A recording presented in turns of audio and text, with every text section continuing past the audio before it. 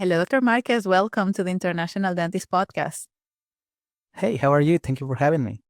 Very, very excited to have this conversation with you. I'm very well, thank you. And I'm going to call you Leo, if that's okay, for the get. Absolutely. Absolutely. Yeah, I just tell to my patients to call me Leo because I feel like more identified by that name. When someone says Dr. Marquez, I am still like, who is this? Oh, I'm Dr. Marquez. Well, I guess that's something that in many countries, I don't know if that happens to you, but when I first moved here, I was very awed by the fact that people will call me Dr. Lagreca. And because in Venezuela, particularly, the patients call you by first name. How is it where you're from? Actually, let's start there. Where are you from? And why did you decide to come to the United States? Well, I am from Mexico. So everywhere I go, I am like, I tell to the people, I am the most Mexican person you are going to meet probably this month because I am so proud of my culture and I am so proud of my accent. Probably people is going to start to pick the accent. And I am going to make this easy to edit. I am a dentist who graduated in 2015 from University of Guadalajara, and then I came to the States in 2016, almost by a coincidence. Do you want to hear that fun story? Yes, of course. What's a coincidence? So what happened is when I was finishing high school, um, when I was finishing, so what happened is when I was finishing dental school, my family decided to move here to the United States, and we all came together, mom, dad, and brother. So unfortunately for me, because I did not have like a good visa status, I had to pick a decision between either stay here only for 6 months and then go back to Mexico, or try to do something with my life here. So what I did is I went to the community college just to try to pick a career, and then it was not what I was expecting because they had like a carpenter and they had like nurse and those careers, and I never identified myself. So I said, you know what, mom and dad, I am going to go to live in Mexico alone, and then I am going to become a doctor. And that's and this is what I did. I just went back to Mexico living alone for like 5 years, and then I eventually came back to Mexico after graduation. So, how old were you when you first came to the US with your parents? I was 18. I was 18 years old, and then it was a big decision because I had to move back alone. And I mean, when you are 18 and you are moving back into a different country, when I came for the first time, I was 17 years old. And then, I don't know, like when I came to the US, I was 18 years old. And all this happened in many countries in Latin America and in different parts of the world. You can just go to dental school right away. So to me, it was a big decision just to go back because I couldn't see my family for like 4 or 5 years because visa regulations, because my family decided to stay here and just try to get the green card. And then I was in Mexico living alone, so that was a huge decision, and I feel that that experience made me to be closer to my family, because when I finished dental school, I was like, actually, it was a coincidence that I ended up here in the United States because while they were trying to get the green card, so I got mine at the very last semester of the career. So 6 months before graduation, I got my green card. And I never imagined, or I never thought about coming to the United States. So Got it through your family. They were in the yeah, area. correct. I got the green card through my dad. And then when I came, I had the idea to start to work like really, really hard, and then get the money back and start into a prosto residency back in Mexico. Because what happened is I always identify myself with the prosthodontist. And since I was in dental school, I knew I wanted to specialize because I am kind of aware about the knowledge that I was getting, and I knew I couldn't get like a really good education only going to dental school, right? Because I always wanted to pursue more knowledge, and I wanted to give to my patients like the best dental care possible. So I was like, I have to go to and I was like, I have to go to a specialty. So unfortunately, I didn't have the means to go because I was living alone in Mexico. So my plan was just coming here to the States, save some money, like working hard, probably 1 or 2 years, and then go back to Mexico and become a prosthodontist. So something happened during that time. So I was working in a warehouse. Imagine this, in the middle of Iowa, because I was like, for the next 2 years, I am going to forget that I am a doctor. I am going to work like in any kind of job. I am going to just save money, be smart with the money, and put it into the bank, and then send it to Mexico.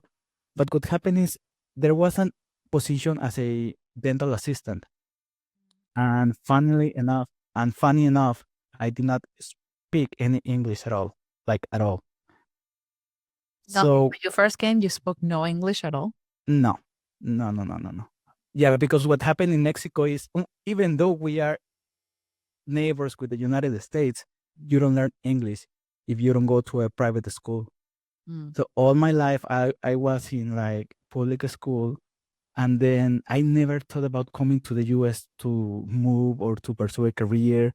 And every time that I used to come, it was only like visiting family, and they used to take care of me. Like every time we went to the restaurants, even though I always wanted to learn English because I like to sing, I like to watch the movies in English, even though I had to read like the subtitles, that was never a possibility. So when I was in Iowa, I was trying to learn English by my own, and I even went back to the college, but the classes were not for me because the classes, like English classes, were not for people like me.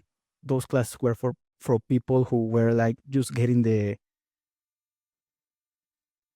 those classes were for people who were already in college, not for someone who was trying to learn, right?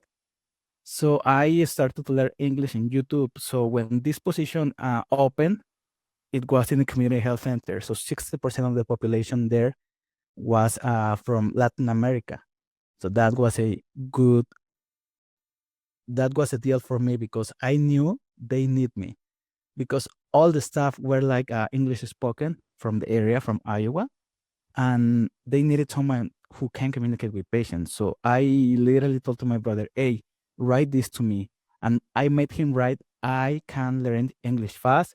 I I I am a dentist. I know about dentistry. I can communicate with your patients.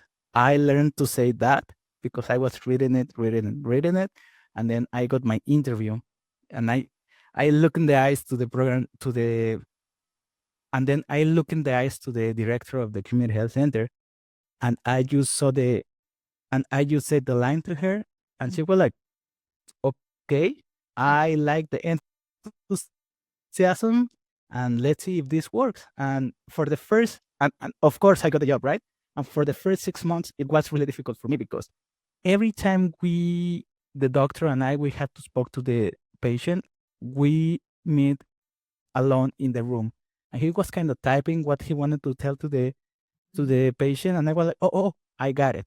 For example, if the doctor wanted to explain to the patient that he needs root canal treatment, I was like, oh, I am a dentist. Let me explain to the patient about the root canal treatment. I see. So yeah, this is how I learned English. It was like I don't want to say like a miracle, but I put myself like in the position. There was sometimes when I was in meetings during my work in the community health center that I was thinking like, how did I ended up here? Mm. I don't know if that ever happened to you because I was listening like conversations here and there, like all the time in English, and I was like, how did I ended up here? And then yeah, this is how I started to learn English. It was there when I started to see how dentistry works in the United States. They have the technology, they have the assistants, they have the treatment planning. The patients get a best dental treatment here because all the dentists that I know here, they are really smart, and I never felt that in my country. I don't know if you felt that, Dr. Lagreca, but in Mexico, it's kind of simple to get into dental school as long as you can pay for it. But here, even though you have all the means, it's difficult to get into dental school. You have to be smart. You have to have talent. You have to have something, Mhm. right? It's very different, and it's also very competitive, but from different perspective. I had actually that same feeling, which I share that sensation of everybody speaking English, not only for the speaking English around me, but for the sensation of how did I ended up here? Almost like a little bit imposter syndrome of they're gonna come and find me and take me out. Like, oh, we made a mistake. I'm sorry. Let me put you out of this. Yeah. And I lived with that feeling for quite, I would say, for the first year or two that I was at school, because of that sensation of everybody here is just so smart. Not that I felt that we were not in my country, but it was the same in dental school in Venezuela. If you just have to give one exam. I went to a public school, so it was more competitive, but there are private dental schools that you just have to basically pay. If you pay, you're in. Versus here, that even though you pay, still it's very, very competitive to find a spot. So let me just circle back to that. Those first, how long did it happen since you actually came here? You start working on a warehouse, and then you found this position as a dental assistant. Were you still working at the warehouse as you were being dental assistant, or how long Right. did it happen? Let me give you a brief about it, because I mean it was a span of 4 years. I came back in 2016.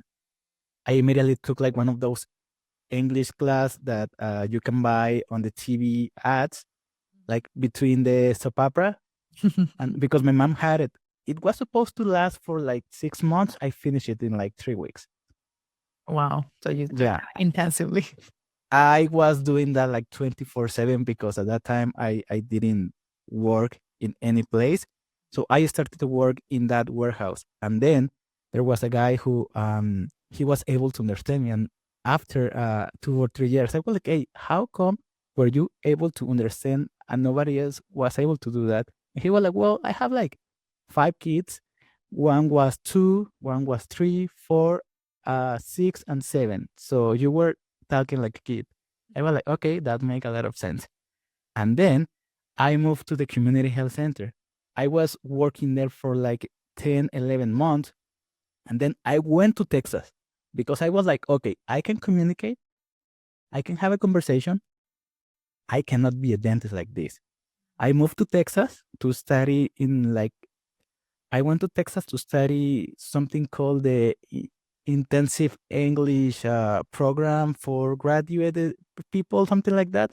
It Mhm. was for professionals who wanted to pursue a career here. So that was in the University of Texas, Texas State University, I'm sorry. And then I was studying there for like 1 semester, and 1 semester was enough for me because I put myself there in the situation. I was in listening, reading, writing, everything.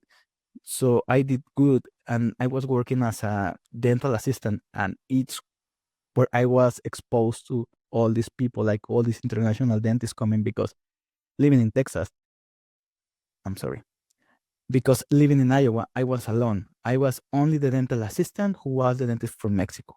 But when I was in a big city in Texas, in Austin, all the assistants were international. The two dentists that I was working with, they were international. And I was like, probably he knows something that I don't know, but I don't think he works harder than I do. I was like, he did something good, but if he was able to do it, I am able to do it. So in 2018, I went back to Iowa to study for the board because at that point I never felt confident enough just to study for the board because I was like, like it's like the English barrier. It's super long. I do not remember biochemistry. I was like, no excuses. You are going to focus and study for the exam. And this is what I did. I went back to Iowa in 2018 and I studied for like 6 months for that exam. And then as soon as I took the exam, I had to work again because I had to support myself. And I started to work in a different factory from 5 a.m. to 5 p.m. The good part about that job was the schedule because they were working 2 days on and 2 days off. In my days off in the factory, I was working as a dental assistant in a private office. So I was pretty much working like 13 days every 2 weeks. So I had like a 1 day off. Yeah, like every other Saturday, I believe was my day off. Wow. Yeah, and Oh, then intense. How long that was intense. period? I was living like that for like a year because I was studying for for the second part, and then I was having these two jobs, and then yeah, it was really intense. So was it in the So plan to pass your boards? And when did you knew that what were the steps to do in this country to become a dentist? Was it when you were in Texas that you started asking people, or how did you become acquaintance to this information? it was mostly in Texas because at the beginning, probably it was 2016, there was not a lot of information about it. And then I wasn't good as reading English, so I couldn't navigate the websites because there is a lot of information here and there, but it's hidden. So right now with the videos and the YouTube, it's easier.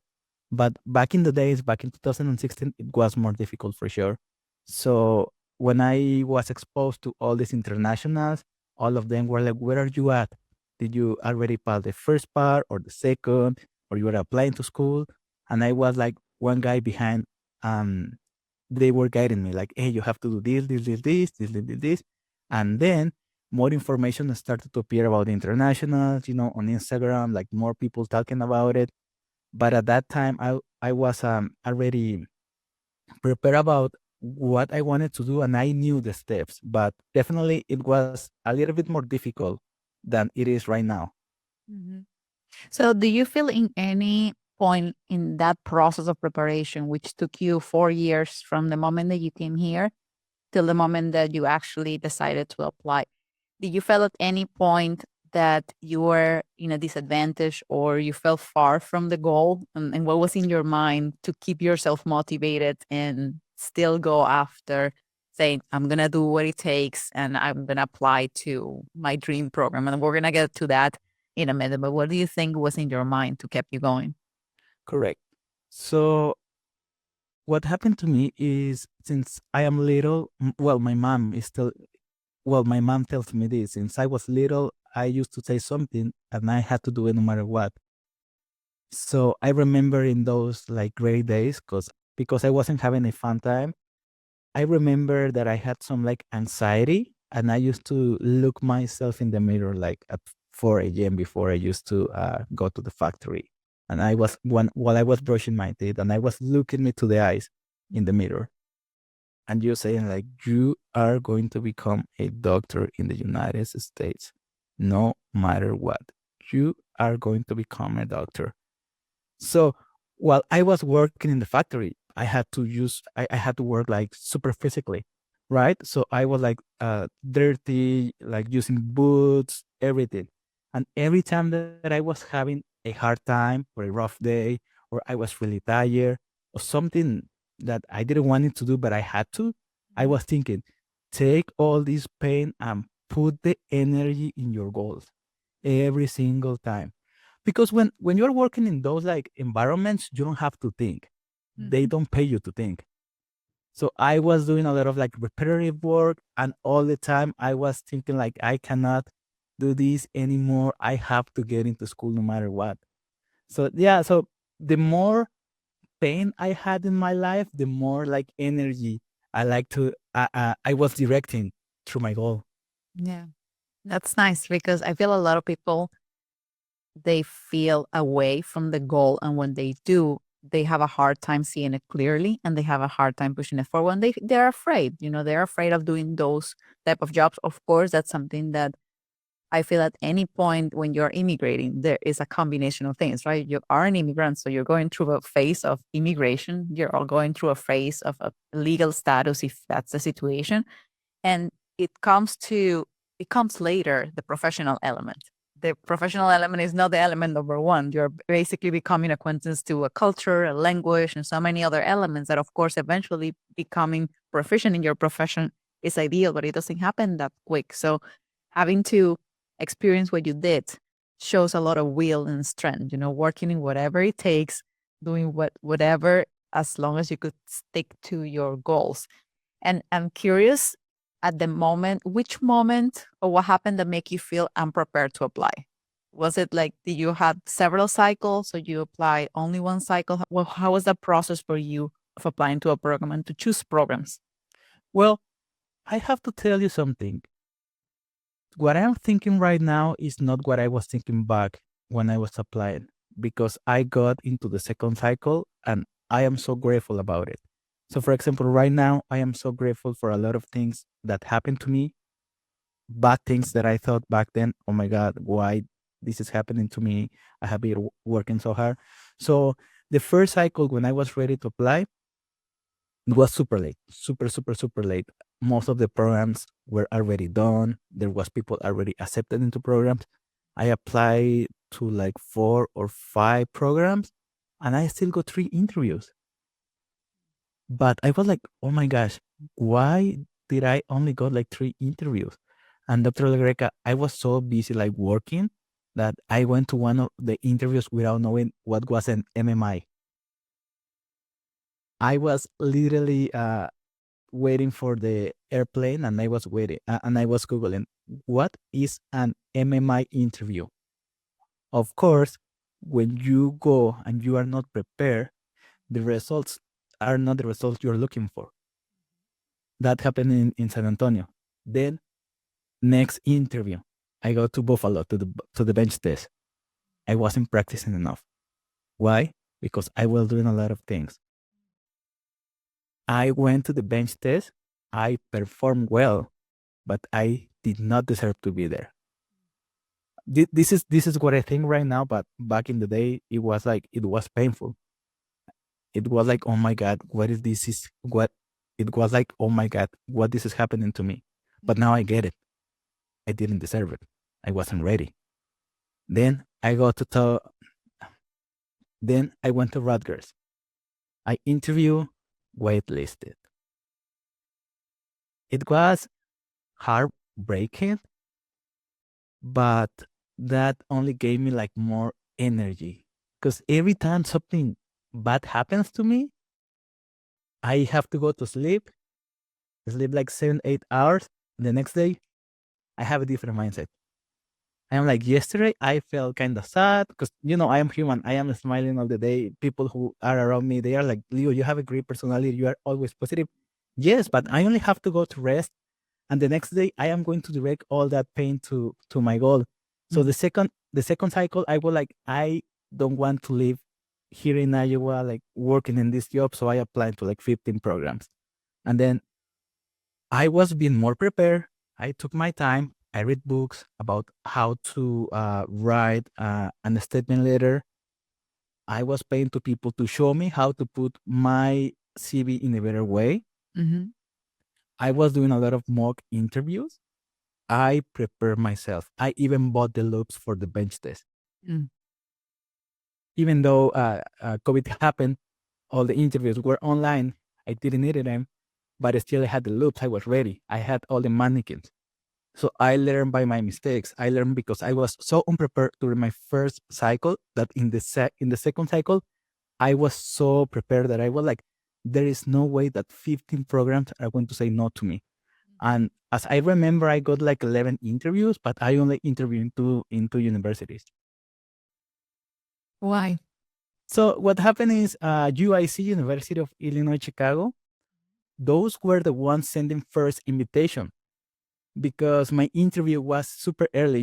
The cycle opens in like March, and then usually you start to hear back from the universities probably early May all the way to November, Mhm. December. So in UIC, they sent me an invitation to my interview in like mid of May. So by the beginning of June, I was already accepted. At that moment, I was like, oh boy, I spent a lot of money in applications and I already got into a program. And then every time one application was coming, I was just like, what is better? Mm. Because I didn't have the time to take because I didn't want to spend my day just in an interview because I was still working. I was saving for school. To me, getting an interview was sometimes paying like a supplemental fee and don't going to work, like giving up like those $200 that I was like, I am going to need them because I am going to the school, right? So, for example, X university against UIC, no, UIC. This university against UIC, no, UIC. And I would like to emphasize here because the only reason I applied to Michigan is because it was cheap. The supplemental application for Michigan was like $50, and there was other universities, probably like 150 or 200. I was like, Michigan is so cheap. It's my dream school. When I was studying for the boards, I had the Michigan logo on the wall because I was like, I want to get there. I want to get there. But what happened, Dr. Lagreca, is, and I am super open about it. And actually, I really want people who know this about me. I failed the second board. Mm. I failed the second board. And again, when that happened, I was so frustrated. I was so sad. Even I had a lot of self doubt about me. I thought to go back to Mexico. But now I am so grateful that I felt that because a lot of good things happen from there. Like what, for example? So Anything? for example, when I failed the second board, I was like, okay, there is no way they are going to take me. My GPA is not the greatest. I don't have any research. Probably my TOEFL is not going to be great. I have to be a better applicant. And then I started the YouTube channel. And now the YouTube channel is my life. Well, not my life. I'm now the YouTube channel it's really serious, and I am creating a big impact into a lot of students in all the Latin America dental, and I am creating a huge impact in a lot of dental students in back in my country, Mexico, and a lot of students in Latin America in general. So a lot of people are benefit out of my mistake. A lot of people are getting something beneficial from me only because I fail. Mm. Because when you have everything easy, you are not hungry. You have to be hungry. Indeed. You have to be hungry. And I am trying to adopt that mindset. Everything that something's difficult happened to me, I am trying to see how I am going to overcome this and how I am going to turn the coin around. What I am going to learn from this. So I am trying to develop this, and I believe I develop a lot of resilience only by reading about other people. So, for example, my favorite book is Men's Searching for Meaning. And Mhm. every time that I was like in a really difficult time, I was like, Leo, you are not a Jewish doctor in World War II. You are fine. You are not going to die. You are healthy. You have food. You have shelter. Outside is super cold, but here I am. I have a home. And then I started to read about Arnold Schwarzenegger. Mm. The guy was working out 5 hours, and then he was working in construction, and then he was going to college to learn English. The guy was a workaholic. Yep. Then I was reading about Annie Frank. She was in the home. She was in the house without like food for like I don't know 3 4 years, and then I start to think about all these people who have been through life having all these difficulties, and I was just fine. I mean, I was not getting into school only 1 year, and that's it. It's not the end of the world. So let's talk a little bit about. I want to get back to your application process and then Yeah. when did you go to school. But so the YouTube channel was born in that year after your first cycle that you didn't get Yeah. accepted. Now that I think back, it was super crazy because when I was learning English, I was learning English in YouTube. I was watching Casey Neistat. I don't know if you're familiar. It's like a daily YouTuber, like a super cinematographic. And then I was watching Gary Vaynerchuk, and he was saying all the time, "You have to create content. You have to tell your story." And then when I felt that, I was like, okay, so I just wanted to start a YouTube channel. I am going to talk about dentistry because when I learned English, the whole world opened in front of my eyes. I don't know, Dr. Alegreca, if that happened to you, but all the information that I kind of had as a Spanish speaker, you like all the information that I have for me only speaking Spanish, it was super small. And then when I learned English, the amount of information that I had in my fingertips, it was incredible. So I was like, why no one is teaching dentistry in YouTube? Like for real. When I was studying for the board, I was watching the videos in English, and probably at 7, 8 p.m., my brain was so tired. I used to feel my brain like almost exploding. And I was like, all right, I am going to chill. I am going to switch to Spanish. And I was trying to look for videos like classification of black or any topic in Spanish, and there was any videos. I was able to find like 1 or 2 videos, and those videos were really low quality. Mm-hmm. And I was like, okay, I am going to combine tell my story. I am going to combine creating videos. I am going to create dental education, and this is how I started. I was coming out of work at 5:30 p.m., I used to spend dinner with my family, and from 7 to 9, I was YouTubing how to edit videos. It was like that for like 2 months.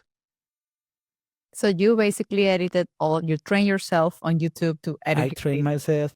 Listen, Dr. Lagreca, I trained myself how to create a video, how to record a video, how to edit it, how to use YouTube while I was working 75 hours a week. And then I decided to do a podcast after that. It was 2 jobs, YouTube, podcast.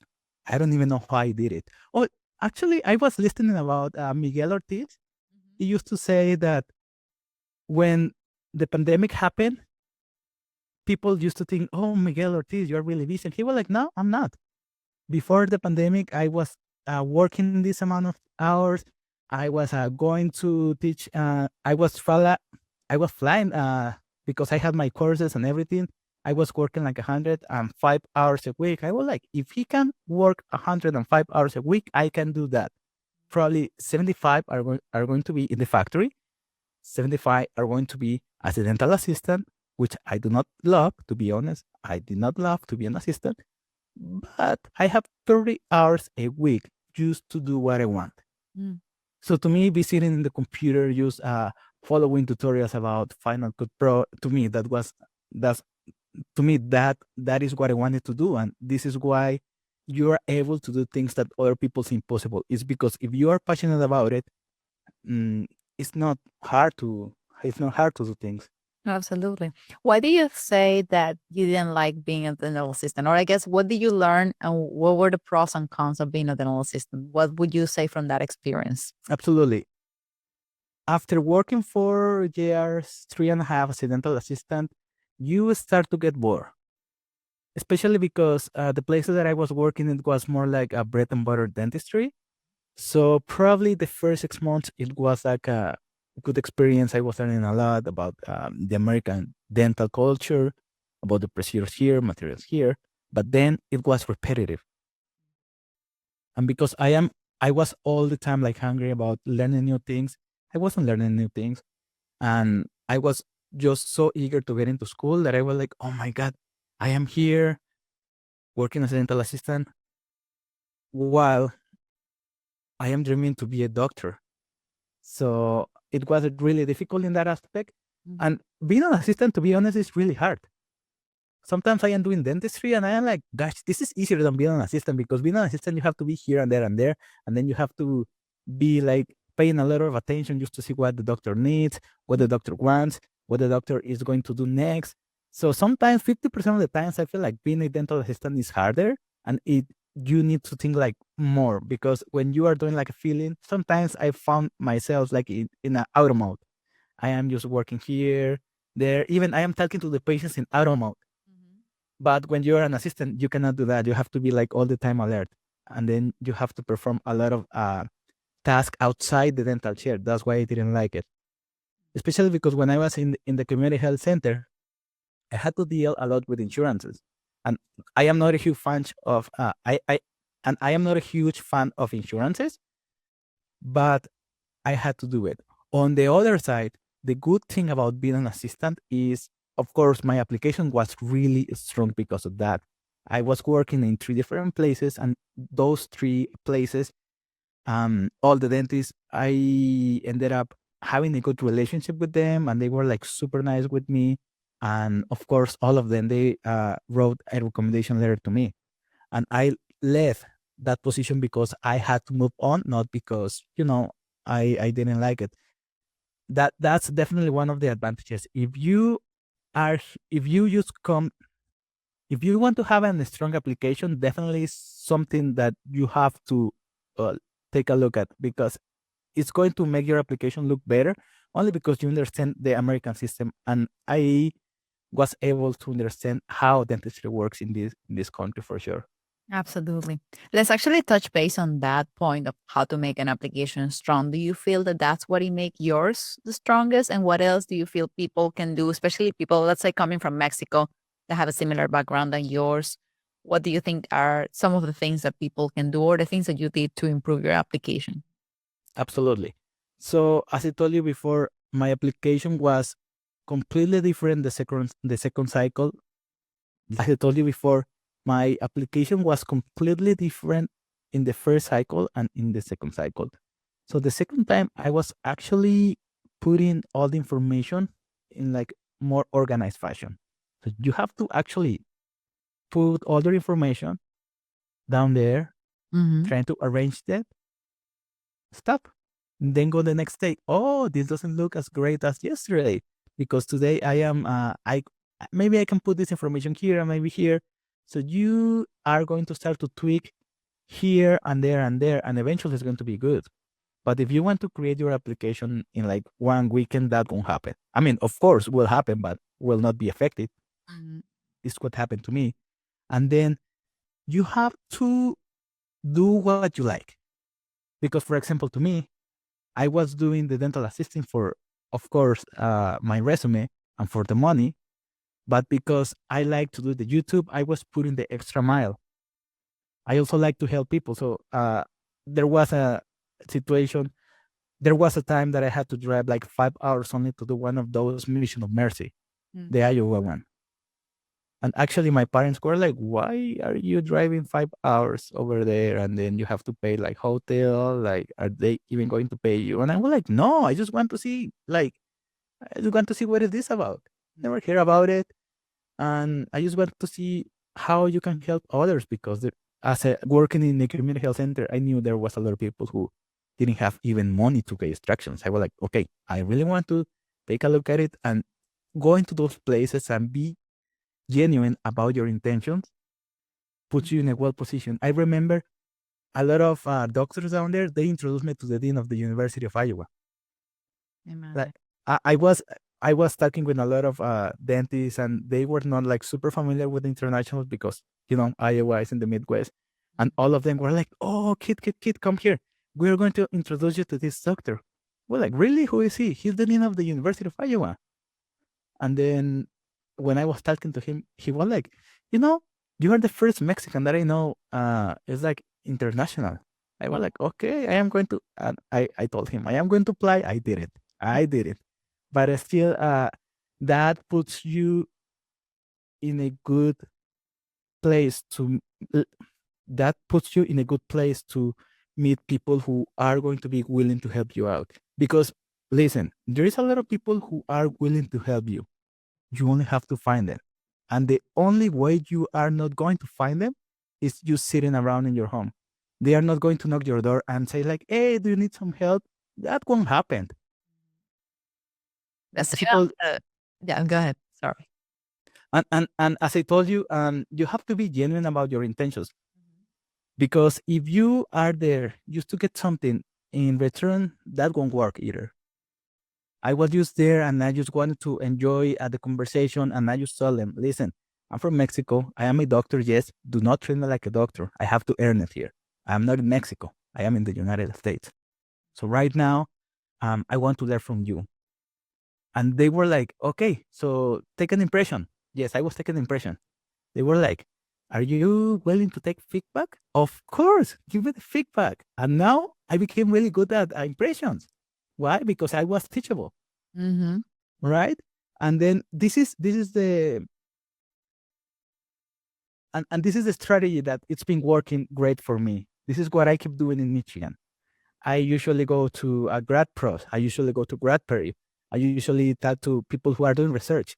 And because I am so teachable and I am so open to get feedback, they are just there helping me out. And now I am becoming like a great clinician only because I am starting to pick all these specialties.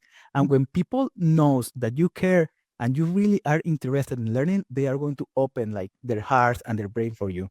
They will. And as you say, I like what you said, that they're not going to come and knock your door and find you, because a lot of people, and this might be relevant to those that are still in their countries, and they're hoping that they're going to get opportunities when they are in their countries. And it's very difficult. I think you have to be here for perhaps doing the ride of 5 hours and going a volunteer, going and show up in certain things just to have those opportunities to network that it's not going to happen in one network activity, right? Look at all the time that it took you, all the hours you put on working and spending time genuinely, as you said, not with the interest of obtaining something, but with the true interest of learning.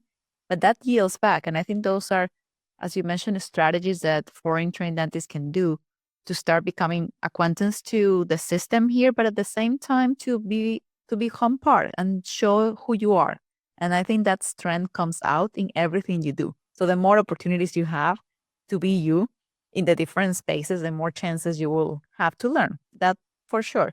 And because you mentioned the specialties and you mentioned talking about perio and pros, and not, we started the interview talking about your dream, which is or was go back to Mexico and becoming a prosthodontist. Correct. I'm just curious, at the moment that you said, I'm going to apply, you learn about the advanced standing program, and that was your decision at the moment. And I know we've talked about this in the past, but just for the audience a little bit to know about you. What made you decide applying for advanced standing versus applying for specialty right away? And what was in your mind when you make those decisions? Back in the day, 60% was self-doubt. 40% was like, I want to relearn dentistry with the highest quality. Let's talk about the self-doubt. After I failed the second word, let's talk about the 60%. When I failed the board, I was thinking that any program director would accept me in their program. Why? Because I felt it wasn't good enough. Maybe that was true, maybe that was wrong. Because now I realize that now that I am talking to more pros residents, I realize they are not perfect. They don't know everything. They are there for learn. And I had that idea back in my head. I was like, because they are pros residents, they are perfect.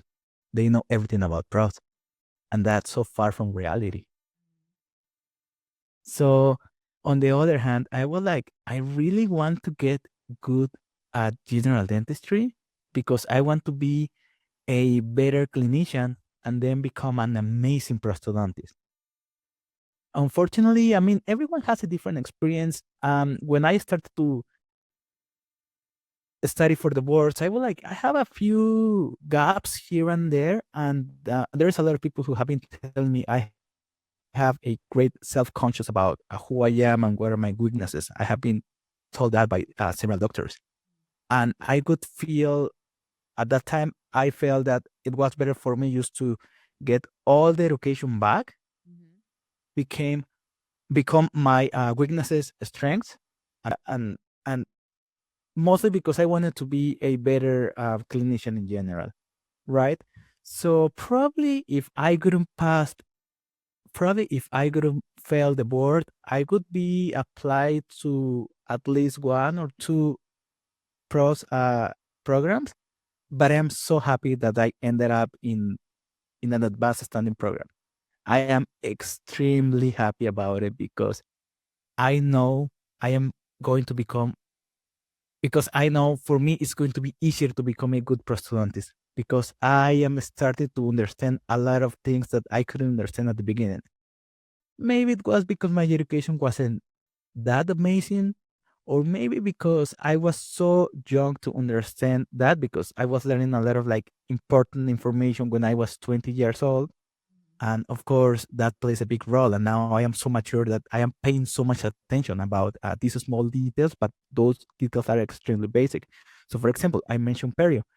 I never experienced the perio how I am experiencing here because when I go to the grad perio, it's amazing. They are doing all these amazing procedures and they are so passionate.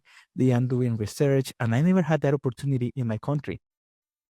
Before this, I used to think perio cleanings, worst case scenario SRP. Now I cannot see pros without perio.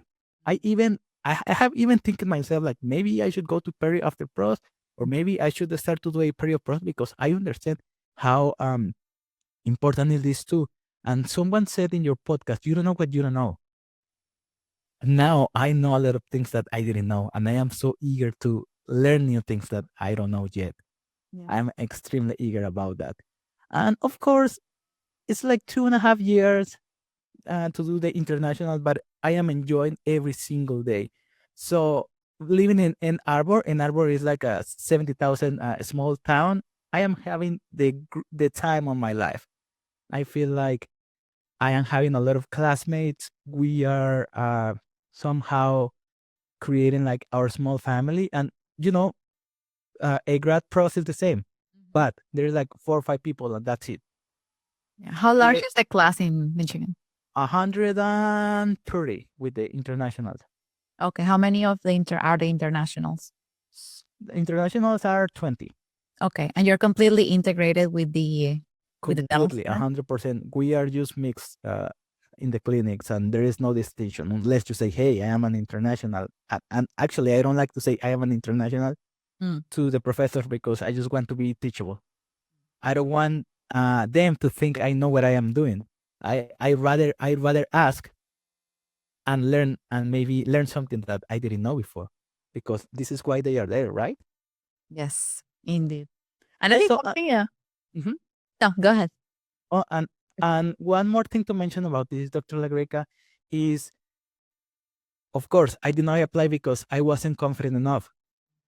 Dr. Lagreca, right now I am 100% confident that I can look in the eyes to any program director in this country, in the pros program, and say, I am an amazing applicant.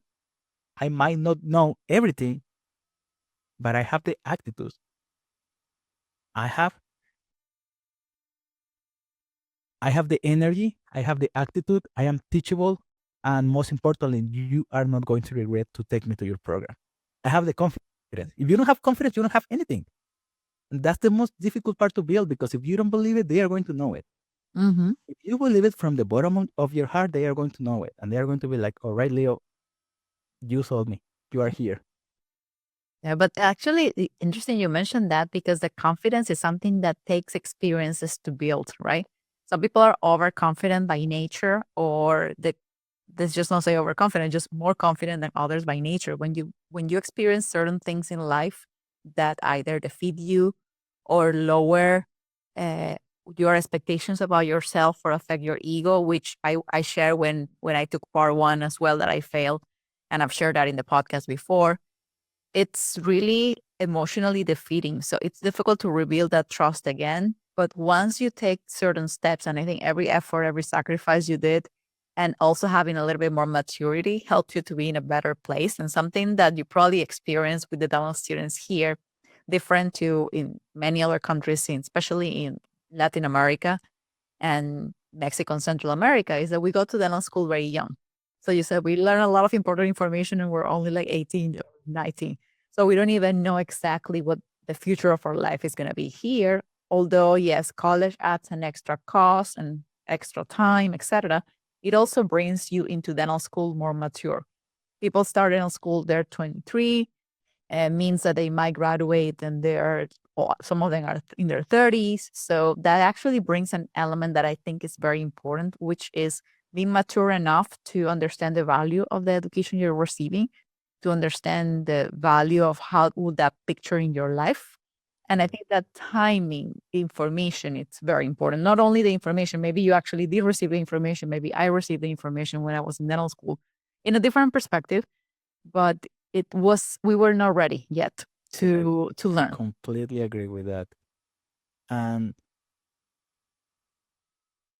I would like to go back to what you said about all the struggles we have. Have you ever heard about resilience and about entropy? Entropy? No. Yes. Okay. There is one TED talk that changed my life, changed my perspective. And this is in Spanish. It's by Diego Dreyfus. He talks about entropy. Entropy is the amount of chaos in the universe. So let's suppose in your universe there is a lot of entropy. You only have two options, and two options only. First option, you have to transform yourself to withstand the entropy. If that happens, you are going to learn. And then the same amount of chaos will not defeat you. because you already grow. The second option is you, in the second option, the entropy is going to break you. Those are the only two options, binary. You are or you are not. So I feel that I already created like a huge entropy tolerance for all my experiences in life. I know, and you mentioned about confidence. I know pros is difficult. I know you have to be there from 7 a.m. to 10 p.m., maybe 5 days a week and weekends. I already know, but I already have perspective. I have something to compare against with. For example, I am going to be doing that. And then I am going to think, Leo, remember you were working 75 hours a week in a factory, Yeah. doing a lot of physical work. Then I'm going to be fine. Funny enough, let me tell you something. There was, it was probably 3 weeks ago. Yes, when we started, I was so tired because it was my first day after vacation and I didn't had any breakfast. And probably it was like 3 or 4 p.m. And I was in such a bad mood. I was really in a bad mood. And then I was in a chair right in the corner with big windows. And because in the university right now there's a lot of constructions, I saw a construction worker walking. He looked defeated. He looked tired. He looked hopeless. And I was like, that was me. I completely was able to feel empathy because he was wearing the helmet, he was wearing the boots, he was wearing the ¿cómo se llama chaleco? And the best. He was wearing the vest, and I was in that position. Not in construction, but I was in the same position. And I was wearing the dental loops. I was like, Leo, why are you even complaining about? Like, come on, you are doing what you love. You are in the spot where you were dreaming for like 5 years and you are complaining? Come on, dude. And then everything changed. So I feel like I have a lot of perspective, and that's why I am so confident about I can do whatever I want. I learned to edit in YouTube. I learned English almost in YouTube. I was working as a dental assistant interpreter without knowing English. Mm-hmm. So all the things, all the good things that happened in my life, it's because one day I said, I will do it, I can do it, I did it. Done. That's it. So I mean, to me, it's really hard to relate with people who thinks everything is impossible or everything is against them. I cannot relate to that, Dr. Legreca. And if I can help them just to say like, hey, I'm not perfect. I wasn't the first in my class. But I only do one thing, and that's work hard. Work hard and do not let my dreams die. That's it. Mm-hmm. That's actually the strongest thing right there. It's do not let your dreams die. You know how many people walk around and live life putting their dreams aside, either because of fear or let's just say fear, because it could either be fear of failure, fear of being defeated, fear of the hard work.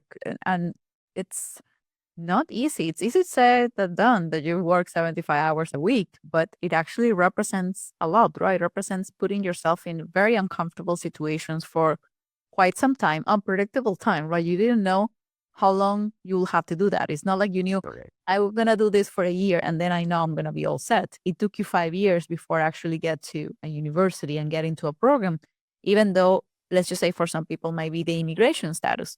It might take them 5 years to get a green card so they could actually access to a loan, which I know that we have spoken in the past, but for those wondering, of course, how to study here, they get afraid. Oh, I'm going to get a loan and how I'm going to pay it, and I don't have money to get a loan, which is just getting in the mentality of how people study here. You're now in dental school with 100 plus dental students. How many of them pay out of pocket for dental school? Is the minority, I guess. They're very, very Uh, minority. I only know like 3 or 4. Out of our class, correct. The rest, everybody gets loans, right? It's just part of the system. And that you can find all the excuses to separate you from your dream. That's very easy. What is difficult is to work hard for them and keeping them here in the forehead as a reminder all the time and as a way of getting closer to who you really want to be. Correct. And I guess I don't necessarily like always asking this question because you said already before, you learn from your mistakes, everything that you have done had taught you something or resulted on something. But if you could go back in time and maybe just to give a piece of advice to those that are listening, if you could do something different, do you think you could have done anything different? Would anything have saved you time in terms of your preparation, or will there be anything at all that you feel okay? Go back, Leo. Like, don't do this, do that. Not really. Not really, because all the bad decisions ended up in bad results. All the bad results ended up in me getting more stronger when it comes to entropy, when it comes to tolerate more pain in my life, right? And I have been thinking this a lot, like, what if my parents would be able to send me to like a private school and I could knew English before coming here? Probably I couldn't be as hungry as I am right now. Probably. What if I couldn't have the need to go to work? I couldn't be as hungry as I am right now. What if, what if? I don't like to live there. Why? I know that every bad decision is leading me to something good because I am smart enough just to take it into the right way, and only because God is helping me just to. I mean, every time where I was, as I told you, where I was feeling that something was wrong or why me, in the future I understand why. Mm-hmm. And there is absolutely anything in my life that I would regret, either good or bad. I am so grateful for what is been happening to me. I feel like I am the most blessed guy in the whole university. I am so grateful for where I am at.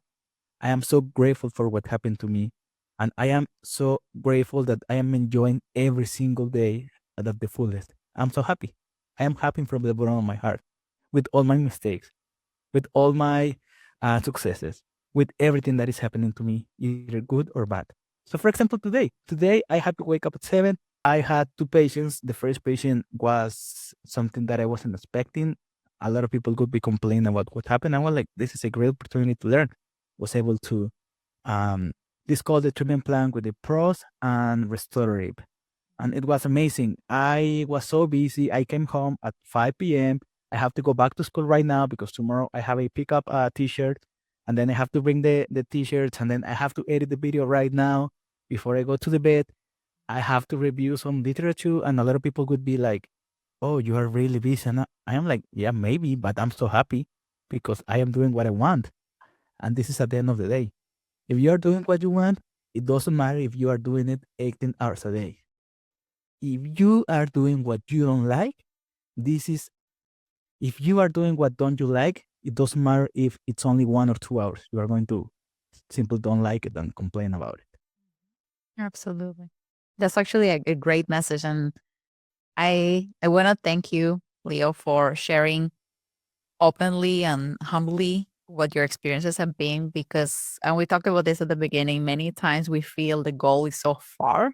And the reason why I thought that you would be the perfect fit for the podcast is because you could really show not only the light of the end of the tunnel, but you could actually be the person that people can relate to the most. You know how many people, not only I'm sure you have the same experiences, reach out to me with all the obstacles.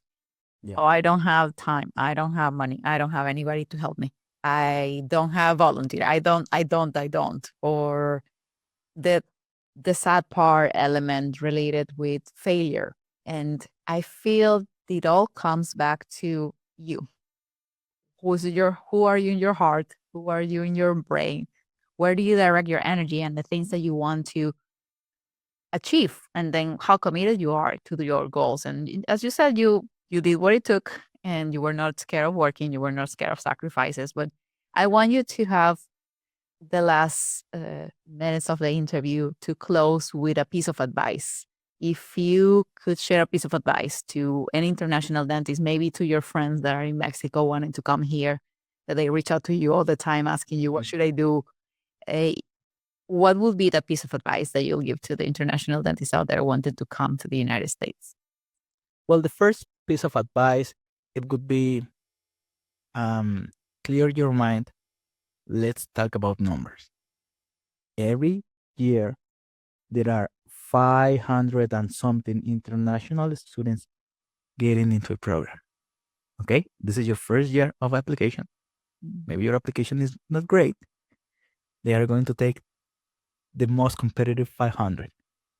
The next year, competition is going to be easier because they already took the 500. And then you're going to have the experience of the failure. If you're smart enough, you're going to learn. If you are not smart, you're going to complain. Nobody likes people who complain. Nobody. Maybe your mom, maybe your dad, they're going to listen to you, but nobody else is going to listen to you if you're complaining. That's the truth reality, right? If you're smart, you are going to learn. You are going to prepare a better CV. You are going to have better experience. You are going to do research, maybe volunteer, maybe work harder.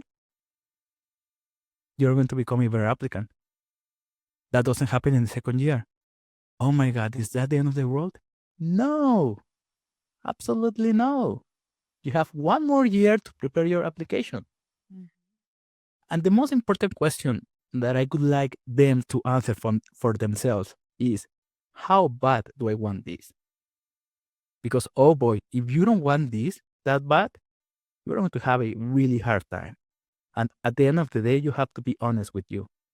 As I told you before, Dr. Legreca, every single time, in my great days, not even great, in my dark days, when I was having anxiety, I was brushing my teeth, looking at the mirror, and just repeating over and over and over, you are going to be a doctor in the United States. Period. Look at me now. The piece of advice that I have is just to be honest with yourself. If you really want it, you are going to get it. Why? Because you are willing to work hard at it. If you kind of want it, you probably won't get it. That's the reality. This is how the world works. It's not you, it's not anything. It's just you are not paying, you are not putting the amount of time and work that is necessary. And of course, a miracle doesn't happen, at least not when it comes to dental school. Those are great, great pieces of advice. And I'm sure those listening to this interview will get not only this advice, but all of the ones that you share. And I just want to say one more time, Leo, thank you. Because we tend to forget that at the end, it all goes back to us, our willingness, our efforts, and our commitment towards excellence, our commitment towards learning, our commitment towards getting out of an uncomfortable situation that many we have been through as we leave our countries, and it doesn't get easier, we get stronger. Absolutely. Doesn't Everything is about entropy. It is. Well, thank you again for your time, for your insights. And I wish you the best. Maybe by the next time when we do the second part of this interview, you're going to be in pros. So we might be talking about that We because are going to be colleagues. Remember what I'm telling you, Dr. Legreca. We are going to be colleagues only because I am willing to put the effort and the time and the hard work. And I'm so pumped about it. I'm so excited about this cycle. yes, you will. I'm excited for you. And I wish you all the best. Thank you again for your time and best of luck of everything. Thank you. So we'll see you guys later. Bye bye.